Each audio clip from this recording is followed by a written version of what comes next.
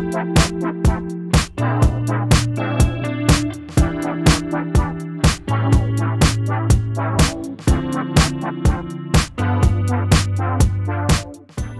halo, selamat pagi, siang, dan sore semuanya. Jadi kita hari ini akan memulai latihan mobil manual ya, dari kursus mengemudi ASRI.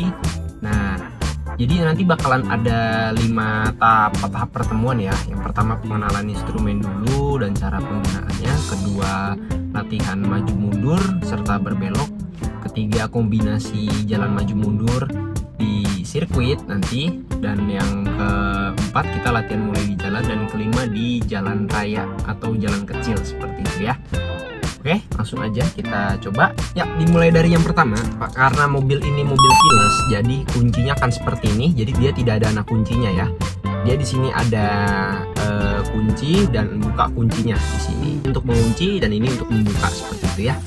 Nah, jadi ketika kita mau jalan, pastikan atau menyalakan mobil, pastikan kunci ini ada di dalam ruang kabin mobil sehingga sensornya bisa mendeteksi dan menyalakan mobilnya. Kalau nggak di dalam ruangan mobil, dia nggak bisa gitu ya. Oke, karena mobil ini sedang menyala, jadi cara mematikannya gampang ya. Pastikan pertama AC-nya mati dulu. Jadi kita matikan AC. Nah, ketika ingin mematikan mobil, ingat AC semua pastikan mati dulu, dan kita tinggal tekan saja tombol stop engine ini ya, seperti ini. Nah, maka mobil akan mati. Nah, untuk menyalakannya kita harus menggunakan kopling gitu. Jadi koplingnya di full sampai lampu indikator ini menyala, langsung kita pencet tombol ya sambil dengan kopling. Baru dilepas, dia akan nyala seperti itu. Oke, lanjut. Sekarang kita ke sini ya, ke bawah ya. Kita mulai dari bawah. Jadi di sini yang sebelah kanan adalah pedal gas. Nah, yang tengah ini rem, yang ketiga ini adalah koplingnya gitu ya. Nah, jadi posisi kaki yang benar itu sebenarnya tumitnya itu sejajar dengan posisi pedal rem seperti ini ya. Nah, ketika kita ingin pindah ke gas, tumitnya tetap, telapaknya jangan bergeser gitu ya ke kanan ya, contohnya seperti ini. Nah, ketika ingin ngerem begini, kita tinggal injak saja, posisi kaki lurus, tumit ada di menyentuh lantai, dan ketika injek gas, cukup telapaknya aja yang geser seperti ini. Nah, seperti ini. Kita rasakan dulu pedal rem dan gasnya. Ini untuk kopling. Nah, posisinya adalah kaki kiri, hanya kaki kiri yang bermain kaki kopling. Kaki kiri itu tidak bermain yang lain, hanya kopling saja ya teman-teman ya. Nah, jadi ketika diinjak, posisi yang bagus itu yang safety seperti ini nih, dan posisi nyaman ya. Nah, ketika diinjak, kaki itu melayang posisi tumitnya, jadi tidak menyentuh lantai, meminimalisir terjadinya perpindahan yang kasar gitu ya. Nah, jadi posisi kaki yang itu melayang seperti ini. Nah, ini untuk pedal ya. Jadi kopling seperti ini, posisi melayang, posisi rem dan gas seperti ini. Nah, dirasakan saja dulu posisi yang benarnya ya.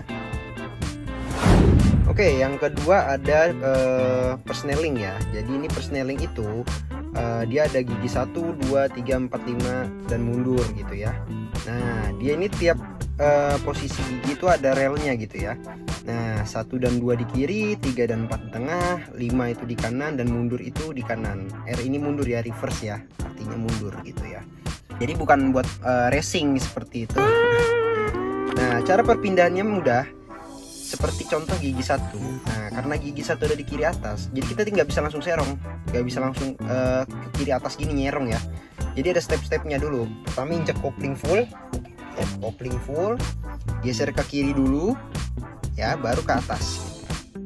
Nah, baru kedua gimana? Karena dia sama-sama di kiri, jadi kita cukup langsung geser ke kiri sedikit, baru tarik ke belakang. Nah, seperti itu. 2 dan ketiga, karena dia relnya nyebrang, ya udah kita biar gampang nggak nyasar, kita perpindahannya itu cukup 2 step ya. Jadi dorong dulu ke depan sekali, nah dia akan kembali ke tengah seperti itu, baru dorong lagi ke atas. Posisi netralnya itu ya ada di tengah sini nih, antara 3 dan 4 ini. Jadi kalian mau geser kemana aja, dia akan kembali ke tengah gitu. Nah, seperti itu. Ini posisi netralnya seperti itu ya. Oke, dan pengoperasiannya menggunakan kopling. Nah, kalau misalkan koplingnya nggak full, jadi dia nanti akan nyangkut. Nah, dia nggak mau masuk nih, keras. gak akan bisa dimasukin gitu. Jadi harus menggunakan kopling yang full. Kopling full, injak, baru pindahin giginya. Seperti itu. Nah, kalian belajar hafalin ini dulu, posisinya kalian hafalin. Karena ketika jalan, kita tidak menyarankan kita masih melihat ke persnelingnya ya. Jadi kalau usahakan itu mata itu sudah tidak melirik persneling. Makanya kalian harus hafal ini dulu posisinya gitu. Ketika gigi 1 kiri atas, gigi 2 langsung ke belakang, boleh geser sedikit ke kiri ya. Nah, terus gigi 3 netral dulu baru dorong ke depan. Gigi 4 langsung ke belakang saja. Gigi 5 cukup geser kanan atas. Kalian hafali dulu posisinya seperti ini dulu. Oke teman-teman, jadi teknik putar setir itu ada 2 gitu kan ya. Yang pertama tarik silang dan tarik dorong gitu ya. Nah, posisi tangan yang benar itu memegangnya seperti ini. Di kiri 1 dan kanan 1. Jadi jam 9 dan jam 3 nih posisinya seperti ini nih. Ini kita mulainya seperti ini aja dulu gitu ya. Nah, dan setir itu memiliki 4 radius putar seperti itu. Jadi kalau dari tengah ke kiri 2 kali, ke kanan 2 kali. Nah, kalau dari ujung kanan ke ujung kiri memiliki 4 radius putar gitu. Jadi kita harus putar 4 kali dari ujung kanan ke ujung kiri gitu ya. Nah, kalau dari tengah mau ke kiri itu butuh 2 aja. Dari tengah mau ke kanan juga butuh 2 aja kayak gitu ya. Oke, kita mulai dari cara memutar setir dulu. Teknik yang pertama ada tarik silang gitu ya. Nah, tarik silang ini posisi seperti ini. Jadi kita membentuk tangan itu membentuk silang ya, diputar sampai membentuk silang. Nah, seperti ini. Ya, tangan membentuk silang, tangan yang bawah pindah ke atas seperti ini, menjemput lagi. Nah, diputar lagi sampai ke tengah. Lanjut lagi seperti itu. Tangan membentuk silang, yang bawah pindah ke atas kayak gini. Iya. Nah, kalau mau dibalikin ya sama. Caranya ya putar dulu sampai bentuk silang, tangan bawah pindah ke atas, tarik lagi sampai bentuk silang lagi, tangan bawah pindah ke atas. Nah, seperti itu. Nah, satu lagi menggunakan teknik tarik dorong. Nah, tarik dorong ini gampang kayak antar jemput setir aja. Posisinya seperti ini. Nah, gitu. Seperti ini. Jadi satu tangan tarik, satu tangan dorong gitu ya. Satu tangan tarik, satu tangan dorong, satu tangan tarik, satu tangan dorong. Nah, ini adalah menggunakan tarik dorong. Bedanya apa sih? Nah, jadi kalau tarik dorong itu dia itu menggunakan digunakan ketika belokannya itu tidak terlalu patah atau tidak terlalu tajam gitu ya. Belokannya landai seperti ini beloknya. Nah, itu menggunakan tarik dorong nih yang seperti ini. Karena dia membutuhkan 4 gerakan untuk menghasilkan satu putaran. Contohnya seperti ini. 1 2 3 4. Nah, dia butuh 4 gerakan kan buat menghasilkan satu putaran. Tapi kalau tarik silang lebih cocok di belokan yang patah gitu ya, atau belokan yang tajam gitu ya. Nah, dia karena membutuhkan 2 gerakan aja udah menghasilkan satu putaran. Contoh, 1 gerakan, 2 gerakan. Nah, menghasilkan satu putaran gitu ya. Nah, perbedaannya ada di situ. Jadi teman-teman latih aja dulu buat putar-putar setirnya, lancarkan dulu latihan putar setirnya. Nah, supaya di jalan tangan kita nggak kaku. Intinya cara apapun kalian boleh gunakan, tapi ingat pastikan tangan itu nggak belibet. Jadi tangan itu dibuat sefleksibel mungkin, tidak belibet atau tidak mengganggu tangan satu sama lain gitu ya. Nah, seperti itu aja dulu. Oke, itu untuk setirnya ya, seperti itu. Jadi di latihan dulu aja putar-putar. Dibuat tangannya itu lemes dan tidak terlalu kaku gitu ya. Jadi jangan tangan itu nggak boleh dibuat kaku ketika di jalan, dia harus bisa cepat gitu ya. Latih itu aja dulu kalau gitu. Oke, lanjut ke lampu ya.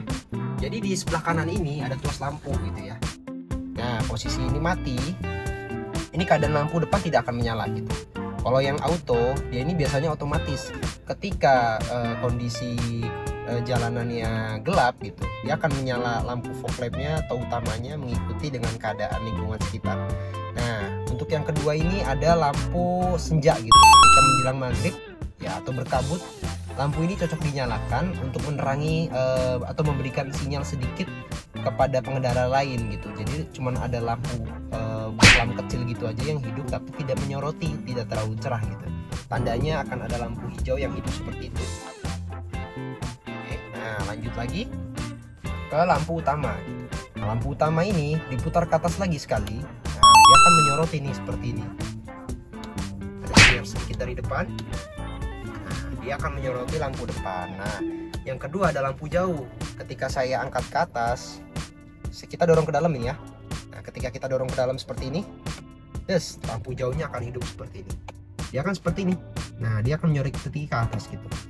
Dan yang terakhir ada lampu tembak. Nah, lampu tembak ini kita cukup tarik ke dalam sekali. Nah, dia akan berkedip seperti ini. Nah, oke, itu lampu tembaknya ya. Selama saya tahan, dia akan hidup seperti itu. Nah, kita matiin lagi. Nah, sekarang ada lampu sen. Sen kanan itu arahnya ke bawah. Nah, dia akan hidup. Matiinnya, balikin ke tengah. Yang kiri berarti ke atas. Nah, matinya lagi ke tengah, kanan ke bawah, kiri ke atas, seperti itu. Matinya ke tengah. Oke, itu untuk lampu ya. Yang di kiri ini ada tuas buat wiper ya, wiper. Nah, wiper ini, oke, dia ada 3 mode. Nah, itu ya. Ketika saya turunin ke bawah sekali, nah, wiper ini akan menyala. Jedanya sekitar 6-7 detik seperti itu. Dia akan melipas lagi air yang dia ada di kaca. Nah, ketika ke bawah ini mode medium. Jadi putaran wipernya itu lebih cepat. Dan yang ketiga lebih cepat lagi seperti itu. Nah, oke, kalau misalkan ada satu mode manual, ketika saya angkat ke atas seperti ini, nah dia akan hidup terus nih selama saya tahan. Ketika saya lepas dia akan mati. Seperti itu ya. Nah, itu pengenalan dasar. Oke. Di sini ada lampu hazardnya. Nah, kedua lampu akan menyala seperti itu. Iya. Nah, ini ketika menggunakan emergency ya. Jadi tidak diperuntukkan untuk yang lain. Ketika hujan tidak perlu dipakai, ketika perempatan tidak perlu dipakai.